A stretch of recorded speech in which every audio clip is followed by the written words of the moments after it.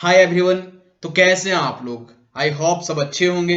आज हम लोग class 11th accountancy chapter number 8 and accounting equations question number 6। आज हम लोग क्वेश्चन नंबर 6 करेंगे कि अकाउंटिंग इक्वेशंस का कुछ एक्टिविटीज होगा जो हम लोग पोस्ट करेंगे। एसेट्स और लायबिलिटीज को दोनों को कंपेयर करके बैलेंस निकालेंगे।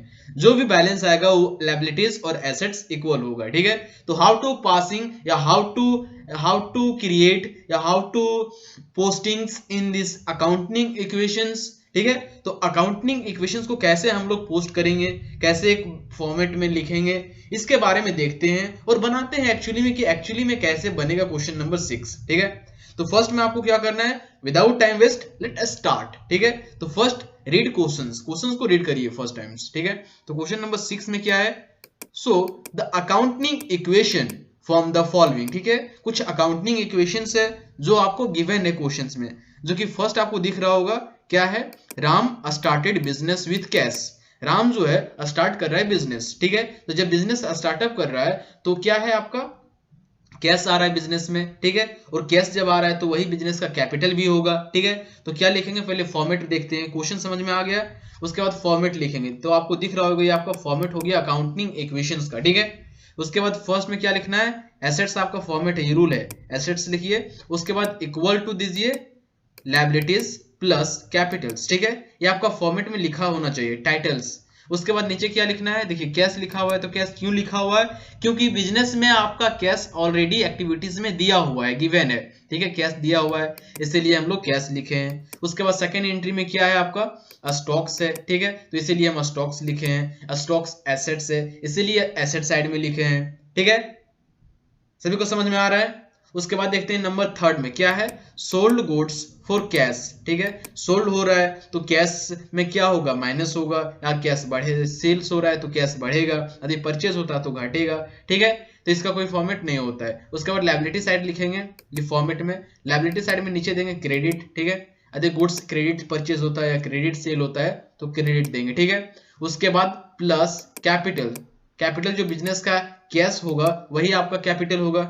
ठीक है, तो कैपिटल जो है वही आपका कैपिटल होगा बिजनेस का। तो फर्स्ट में क्या है, आपका नंबर 1 में है आपका business, Ram started business with cash, कितना 1 लाख। तो कैश कितना होगा, नंबर 1 में 1 लाख कैश हो गया। उसके बाद वही आपका क्या होगा, कैपिटल्स, तो कैपिटल भी यही होगा। ठीक है, उसके बाद नंबर सेकंड क्या है, उसके बाद कुछ नहीं करना, नंबर 2 लिखिए यहाँ, नंबर 2।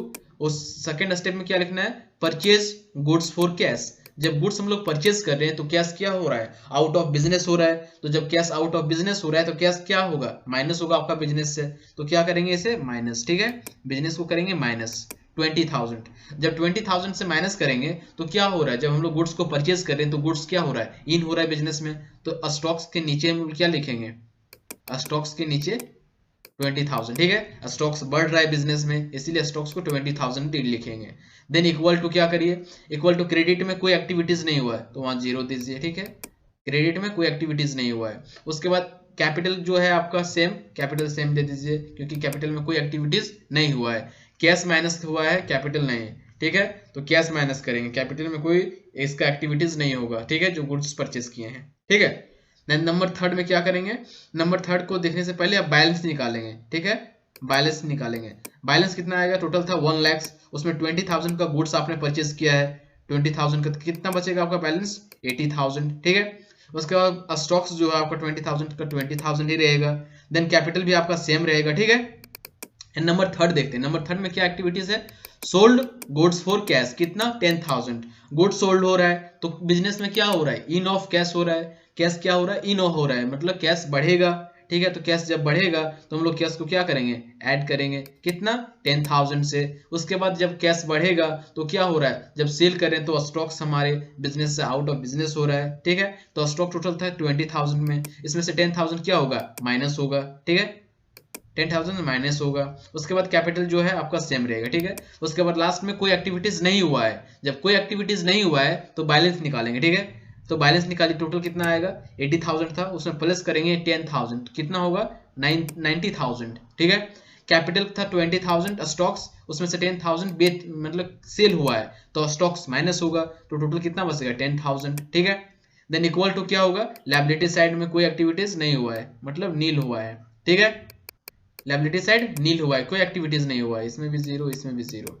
देन इसके बाद कैपिटल जो आपका बैलेंस है वो आपका 1 लाख का 1 लाख ही रहेगा, ठीक है। अब देखिए टोटल आपका asset side, total asset side और लायबिलिटी साइड इक्वल होगा, देखिए टोटल आएगा आपका 1 लाख, ठीक है, दोनों को ऐड करने पे।